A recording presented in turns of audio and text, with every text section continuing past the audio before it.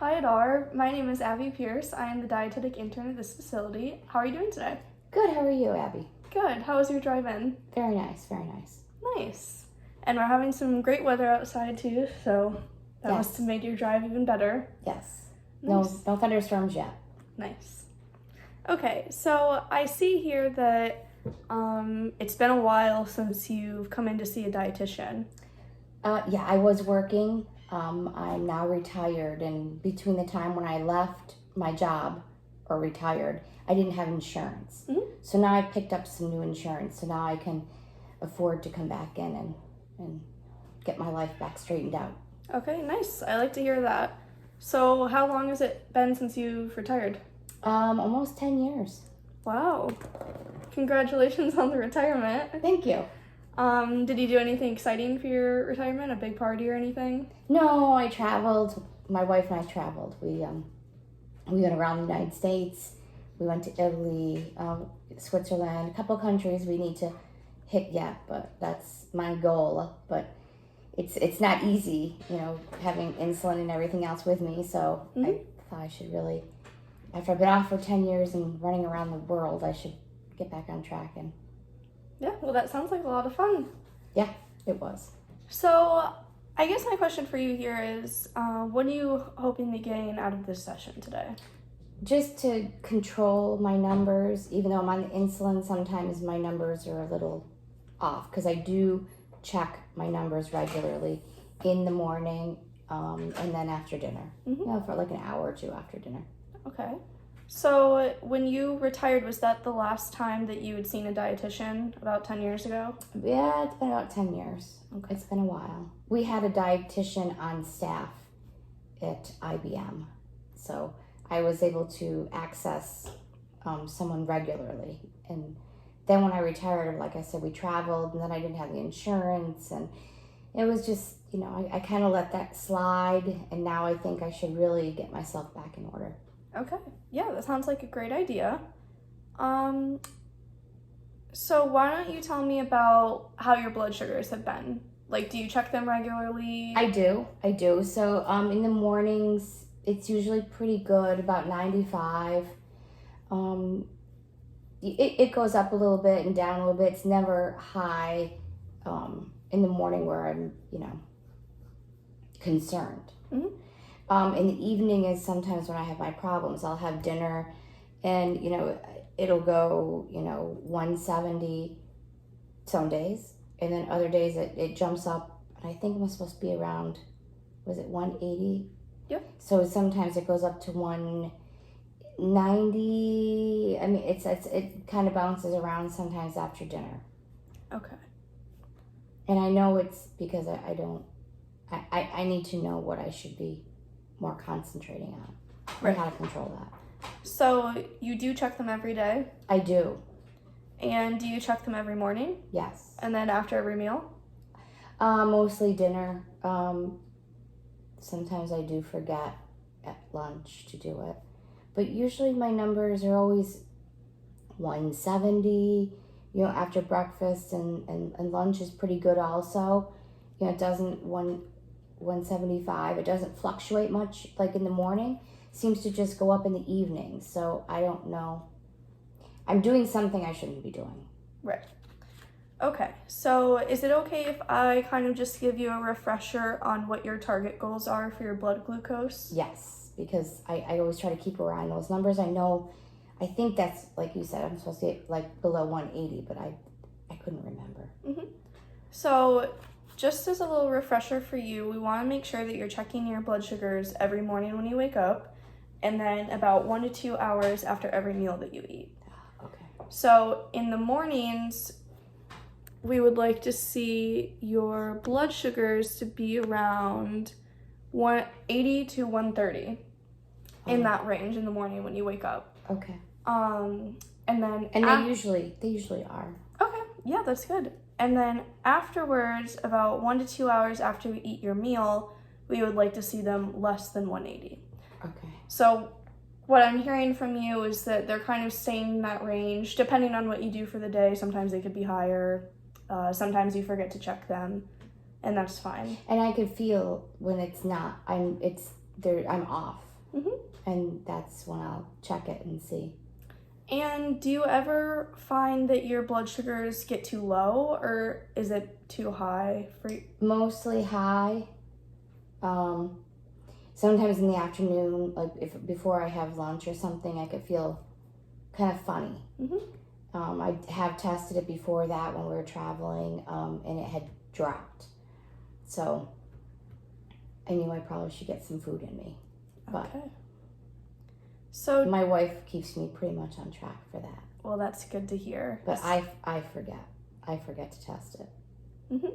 So, does your wife kind of remind you throughout the day to check them? Oh, or- my wife reminds me of a lot of things throughout the day.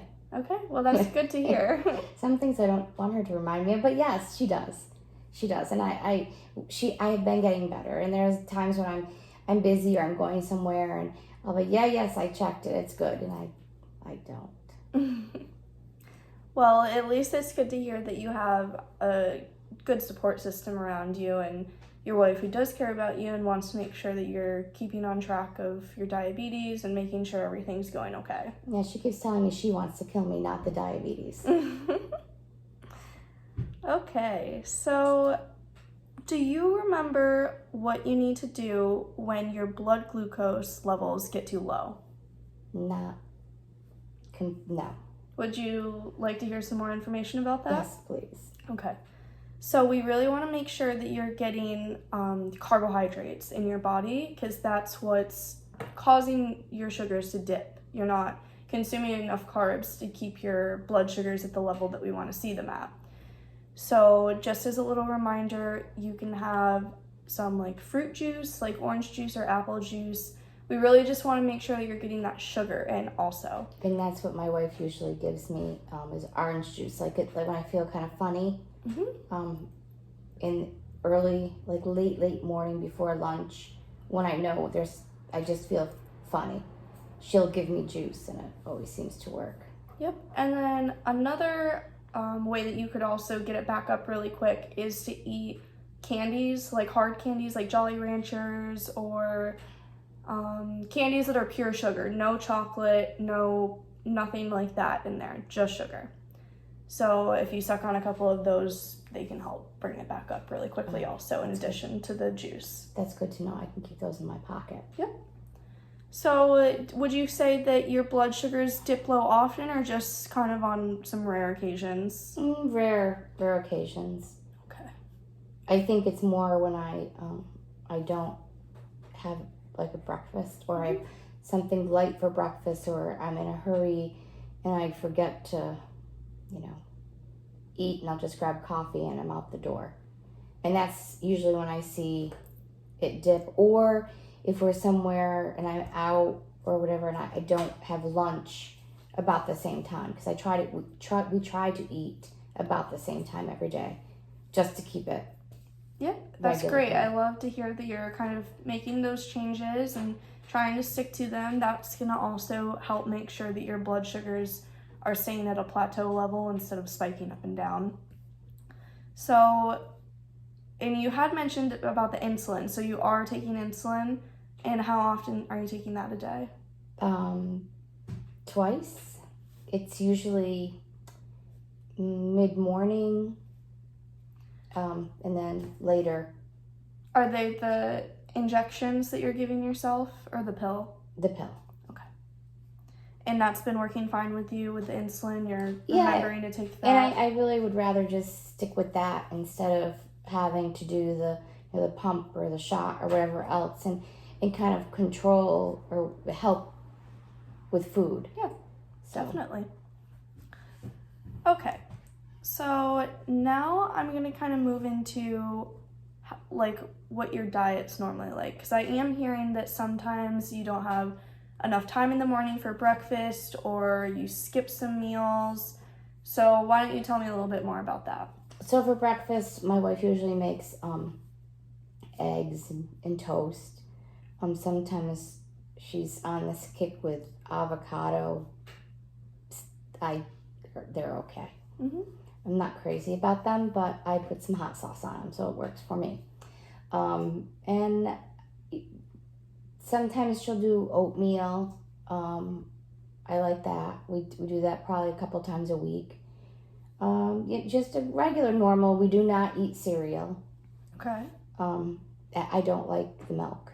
Mhm. It's just not for So me. do you drink any milk at all? In my coffee, I do. Not that I will go grab a glass of milk, Mhm. but I do. I don't like the texture of the cereal with milk. Right. Okay. It just I can't eat quick enough, or I don't like to eat quick, and it just is like soggy. And I don't like that. So I don't eat that. And for lunch, usually a half a sandwich. I'm not a really big eater. I'm a very small eater. Mm-hmm.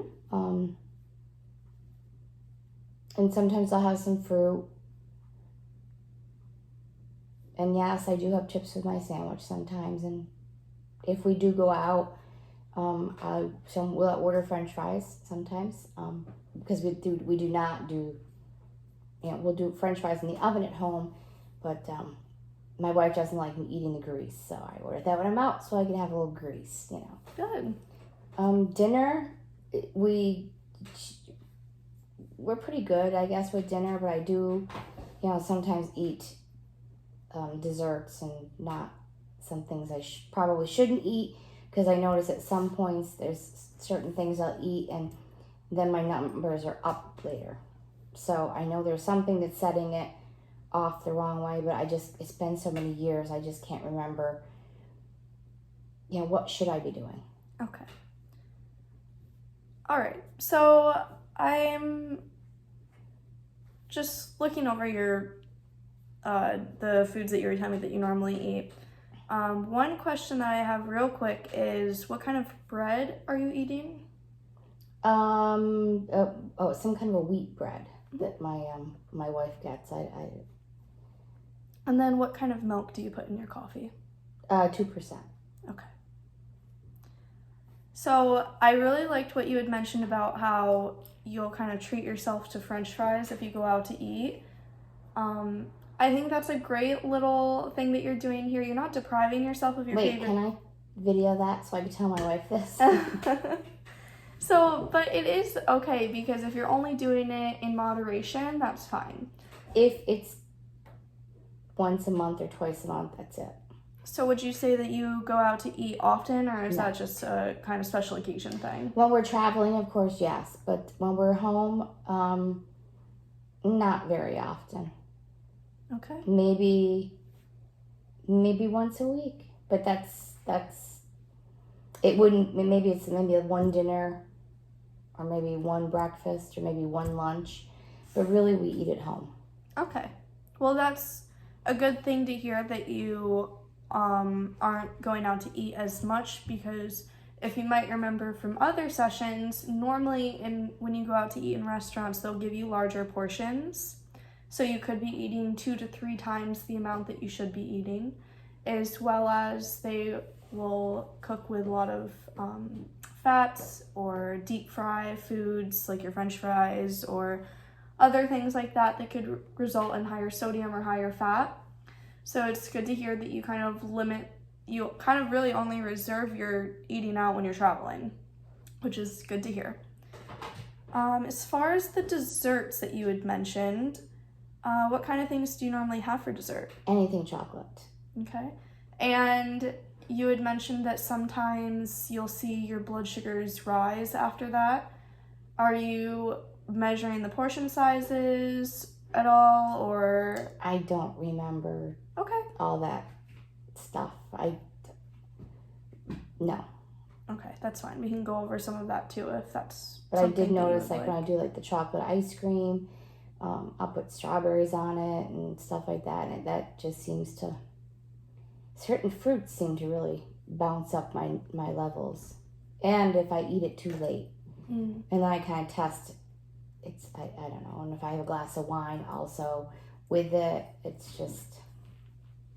So, would you say that you have a dessert every night, or is this something that you kind of treat yourself to during the week on certain days?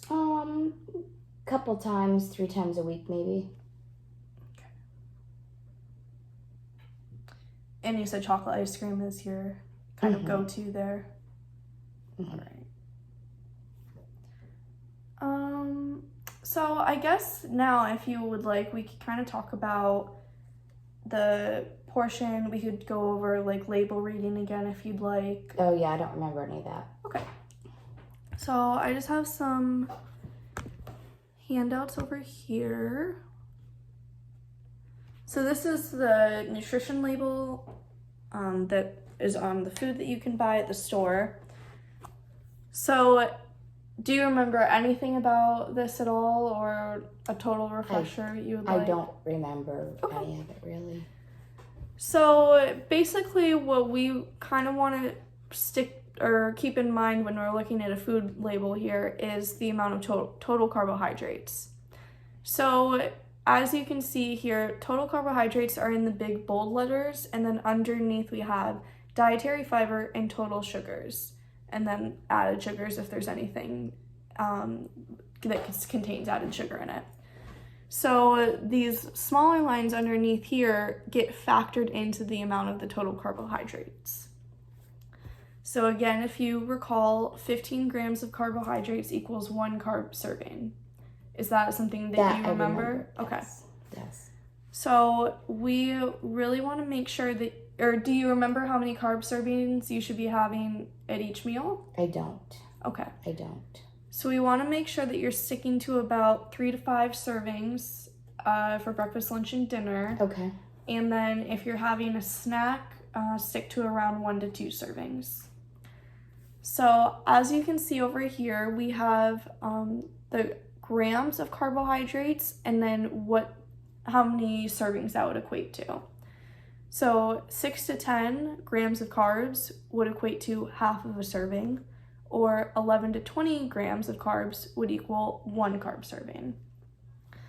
So you can see over here that there's 37 grams of carbs on this per 2/3 cup of a serving. This is the serving size here. So I have to remember to read that part. Yep. Up there. Okay. So in 1 serving, there's 37 grams of carbs. Can you tell me, based on this information I just gave you, how many carb servings that would equal? So say that one more time for me. Okay. So we have our serving size up here. Right. So 1 serving is 37 grams. Right. Based on 37 grams, how many It's 2.5 cups, and that's I can't read that. 2/3 cup. Half. No, I mean on the thing up there. Okay. So we can just start over here. So this is just the serving size. This really means Oh, so I don't nothing have to worry in about terms that. of grams. This just means So- 1 2/3 cup, Mhm. there's 37 grams of carbs. Okay. So we have grams over here and servings or choices over here. So you can see the range from 36 to 40, which 37 would fall into. That So would I have equal 2.5 2.5 cups. carb servings. Oh, okay. So I can print this off for you too and give this to you for after the session, but this is just something to keep in mind. That'd be good for my wife to carry with her. Yes, it would. She'll And it would she'll also be be fine. good for you to kind of have on yourself as well in case you're not with your wife.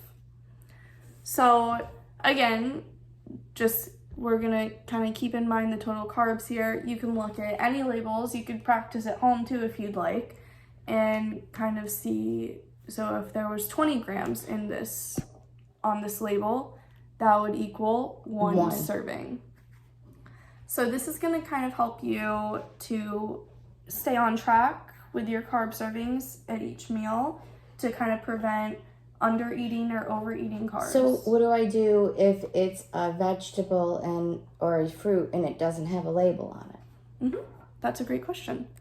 So there's this thing that your old dietitian might have mentioned to you called an exchange list. Yeah, I don't remember. I do remember her talking to me about that. I don't remember. That's fine. So this exchange list is gonna have all sorts of food, like any kind of food that you can think of, it'll have on there. So for example, there's a fruit section right here. Yeah, that's what I mean. Like I could have the up to 1 cup of one small fresh fruit. Mm-hmm. So 1 cup of one small fresh fruit would equal 1 serving or 15 grams of carbs. Okay. So that's I don't remember. I remember her talking about that, but that's like what I need to. Mm-hmm. Yeah, for sure. So, and that's why I'm just kind of giving this refresher to you right now, because it has been so long that it's not a bad idea to kind of just refresh everything from past information that other dietitians might have given to you. So, in that instance where you just brought up, if it doesn't have a food label on it, this is where the portion size is really coming to play. So this exchange list is going to tell you the serving size of a fruit or a grain or desserts even. So you can see up here that 1 slice of bread is 1 serving, which would be how many grams of carbs? Oh, I do have to go back to the other piece, the other paper. 15, right? Yeah, okay. Exactly. Okay. So is that... So that would be 1. So how do I know, like, 1 serving would be 15 grams? Like, so it would have to be a half a cup of oatmeal? Would that be what Yes. Okay. Yep. Okay. So all of these listed on here are 1 serving. So this is the portion size that's being recommended. Okay. So 4 to 6 crackers. yes, so you can see, if you might have forgotten, that sometimes we tend to not pay attention to what we're eating, and then overeating things like this can lead to a spike in your blood sugar because you're consuming too many carbs at one sitting. Yeah, I like my crackers. I guess I gotta cut that back down to... So, but again, like, you don't need to, like, severely limit yourself to things like this. So again, if you remember, you get 1 to 2 servings at a snack. So that would be 12 crackers would be 2 servings. Does that make sense? Yes. Okay. So how do you feel about this information that I just gave you? That helps a lot, especially on the fruits and stuff that don't have a label. I mean, with those 2 printouts, I think that would help me figure out what I'm doing. I'm glad to hear that. And then hopefully can control that number and keep it lower in the evening. So are you... Because I think it's in the morning I'm not really that hungry to eat as much to spike my number up higher. Mm-hmm. In the afternoon I'm okay. I'm active a little bit. And then in the evening it's kind of like I'm eating and then I'm not active. And I don't know. That would help. Right. So I heard you mention that sometimes you're not hungry in the morning. So that's fine, but we really want to make sure that you're just eating something, because we don't want to see your blood glucose levels spike or fall. And eating in the morning is very important for people with diabetes. We always want to make sure that you're having a breakfast. So even if it's just something like a banana and some peanut butter, it doesn't have to be anything crazy. You don't need to feel like you're just stuffing food into your mouth. But again, if you do eat something in the morning, it's going to help you to feel fuller for longer. And then when lunch comes around, you're not going to be overeating at lunch, or you won't be snacking throughout the day. So really trying to stick to those breakfast, lunch, and dinner meals. If you feel the need to have a snack in between, that's fine also. Okay? So, is there anything else that you would like me to talk about right now? Not that I could think of, because those are really going to be perfect printouts for me to help me get to the next step. Perfect. So I had also seen on your record that your hemoglobin A1C level is 6.9. Do you remember what your target range is for your hemoglobin A1C? Okay. I don't. So again, we want to keep it under 7. So you're doing pretty well. You're not at 7, and you seem to be making the right steps in your diet and everything else to make sure that it's not going too high. So that's good news for you.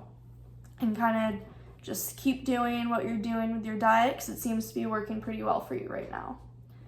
All right, so now I just want to ask you a couple questions about your physical activity, because you did mention that Sometimes you're not as active and you see your blood sugars kind of change as a result of that. Correct. So why don't you tell me like what kind of exercise you're doing regularly? Well, in the mornings, I'm always out in my garden Mhm. after, breakfast and stuff. And then it gets warmer, at lunchtime. So I come in at lunch and just, have my lunch. And then I like to go back out in the garden in the afternoon and work. But then when after I seem to have dinner, I just, we sit down, we watch the news, I'll read my gardening book or something on what I want to do for the next day. But I don't, seems like after 3 o'clock, I kind of don't do much. Okay. Do you feel like this is something that you want to work on, or do you think this isn't very important for you right now? I think it's very important for me to work on my food, what I'm eating. I probably could do something in the afternoon, later in the evenings, but I'm more concerned on my food right now. Okay, and that's totally fine. I ask only to make sure that I'm giving you the information that you want to be hearing during these sessions. Mm-hmm. If physical activity is something that you decide later on that you want to be working on, we can talk about that later. But it seems to me right now that your diet is kind of something that you want to stick to and focus on right now, which is fine. So we did talk about your blood sugars, making sure that you check them in the morning and after every meal.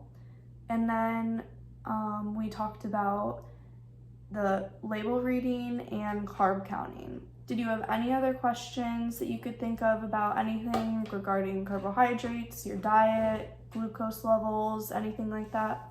Not that I could think of right now. Okay. So is there something specific out of the stuff that we talked about today that you really want to try to focus on and work on and improve for the next visit? Definitely like the label reading. Okay. So what are some steps that you're going to take to get better with the label reading? Well, now that I have this printout, I think it'll be easier for me to look and see while we're grocery shopping what I should get, Mm-hmm. A or B, and figure out which one's better for me. Yeah, Because exactly. right now I really don't know. I kind of take a guess, but I think this will take the guesswork out of it.